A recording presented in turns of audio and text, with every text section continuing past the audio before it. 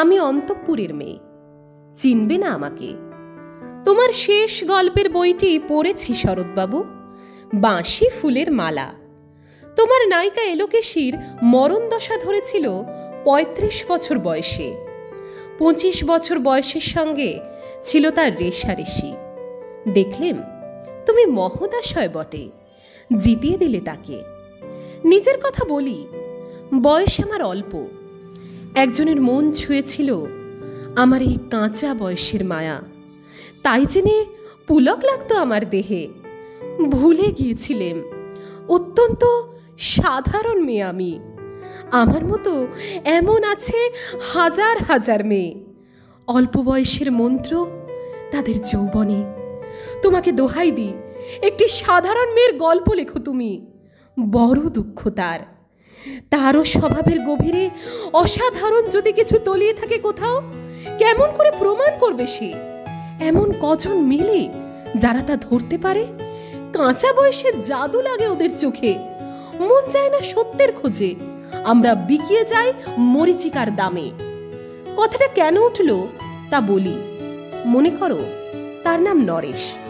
সে বলেছিল কেউ তার চোখে পড়েনি আমার মতো। এত বড় কথাটা বিশ্বাস করব যে সাহস হয় না, না করব যে এমন জোর কই। একদিন সে গেল বিলেতে। চিঠিপত্র পাই কখনো বা, মনে মনে ভাবি রাম রাম, এত মেয়েও আছে সে দেশে, এত তাদের ঠেলাঠেলি ভিড়, আর তারা কি সবাই অসামান্য? এত বুদ্ধি, এত উজ্জ্বলতা, আর তারা সবাই কি আবিষ্কার করেছে এক নরেশ সেনকে, স্বদেশে যার পরিচয় চাপা ছিল 10-এর মধ্যে। গ্যালোমেলের চিঠিতে লিখেছে লিজির সঙ্গে গিয়েছিল সমুদ্রে নাইতে। বাঙালি কবির কবিতা কলাইন দিয়েছে তুলে, সেই যেখানে উর্বশী উঠেছে সমুদ্র থেকে। তারপরে বালির পরে বসলো পাশাপাশি। সামনে দুলছে নীল সমুদ্রের ঢেউ, আকাশে ছড়ানো নির্মল সূর্যালোক। লিজি তাকে খুব আস্তে আস্তে বললে, এই সেদিন তুমি এসেছ, 2 দিন পরে যাবে চলে। ঝিনুকের 2টি খোলা, মাঝখানটুকু ভরা থাক একটি নিরেট অশ্রুবিন্দু দিয়ে। দুর্লভ, মূল্যহীন। কথা বলবার কি অসামান্য ভঙ্গি! সেই সঙ্গে নরেশ লিখেছে, কথাগুলি যদি বানানো হয় দোষ কি?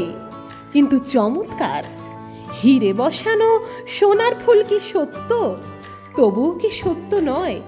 বুঝতেই পারছো, একটা তুলনার সংকেত ওর চিঠিতে অদৃশ্য কাঁটার মতো আমার বুকের কাছে বিধিয়ে দিয়ে জানায়, আমি অত্যন্ত সাধারণ মেয়ে। মূল্যবানকে পুরো মূল্য চুকিয়ে দিই এমন ধন নেই আমার হাতে। ওগো, না হয় তাই হলো, না হয় ঋণী রইলেম চিরজীবন। পায়ে পড়ি তোমার, একটা গল্প লেখো তুমি শরৎবাবু, নিতান্ত সাধারণ মেয়ের গল্প, যে দুর্ভাগিনীকে দূরের থেকে পাল্লা দিতে হয় অন্তত 5-7 জন অসামান্যার সঙ্গে। অর্থাৎ সপ্তরথিনীর মার। বুঝে নিয়েছি আমার কপাল ভেঙেছে, হার হয়েছে আমার। কিন্তু তুমি যার কথা লিখবে তাকে জিতিয়ে দিও আমার হয়ে। পড়তে পড়তে বুক যেন ওঠে ফুলে, ফুল চন্দন পড়ুক তোমার কলমের মুখে। তাকে নাম দিও মালতী। ওই নামটা আমার, ধরা পড়বার ভয় নেই। এমন অনেক মালতী আছে বাংলাদেশে, তারা সবাই সামান্য মেয়ে। তারা ফরাসি জার্মান জানে না, কাঁদতে জানে। কি করে জিতিয়ে দেবে? উচ্চ তোমার মন, তোমার লেখনী মহীয়সী। তুমি হয়তো ওকে নিয়ে যাবে ত্যাগের পথে, দুঃখের চরমে, শকুন্তলার মতো। দয়া করো আমাকে, নেমে এসো আমার সমতলে। বিছানায় শুয়ে শুয়ে রাত্রির অন্ধকারে দেবতার কাছে যে অসম্ভব বর মাগি, সে বর আমি পাবো না। কিন্তু পায় যেন তোমার নায়িকা। রাখো না কেন নরেশকে 7 বছর লন্ডনে, বারে বারে ফেল করুক তার পরীক্ষায়। আদরে থাক আপন উপাসিকা মণ্ডলীতে। ইতিমধ্যে মালতী পাশ করুক এমএ, কলকাতা বিশ্ববিদ্যালয়ে গণিতে হোক প্রথম তোমার কলমের এক আঁচড়ে। কিন্তু ওইখানেই যদি থামো, তোমার সাহিত্য সম্রাট নামে পড়বে কলঙ্ক। আমার দশা যাই হোক, খাটো করো না তোমার কল্পনা। তুমি তো কৃপণ নও বিধাতার মতো। মেয়েটাকে দাও পাঠিয়ে ইউরোপে। সেখানে যারা জ্ঞানী, যারা বিদ্বান, যারা বীর, যারা কবি, যারা শিল্পী, যারা রাজা, দল বেঁধে আসুক ওর চারদিকে। জ্যোতির্বিদের মতো আবিষ্কার করুক ওকে, শুধু বিদুষী বলে নয়, নারী বলে। ওর মধ্যে যে বিশ্ববিজয় জাদু আছে, ধরা পড়ুক তার রহস্য। মুরের দেশে নয়, যে দেশে আছে সমজদার, আছে দরদি, আছে ইংরেজ, জার্মান, ফরাসি। মালতীর সম্মানের জন্যে সভা ডাকা হোক না, বড় বড় নামজাদার সভা।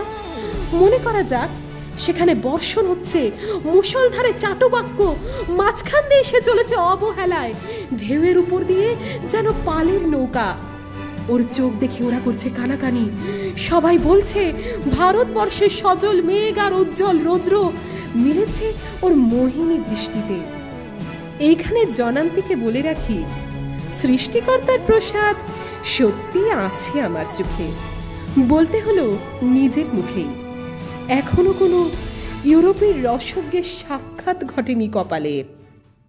নরেশ এসে দাঁড়াক সেই কোণে, আর তার সেই অসামান্য মেয়ের দল। আর তারপরে আমার নোটের শাকটি মুড়লো, স্বপ্ন আমার ফুরলো। হায় রে সামান্য মেয়ে, হায় রে বিধাতার শক্তির অপব্যয়।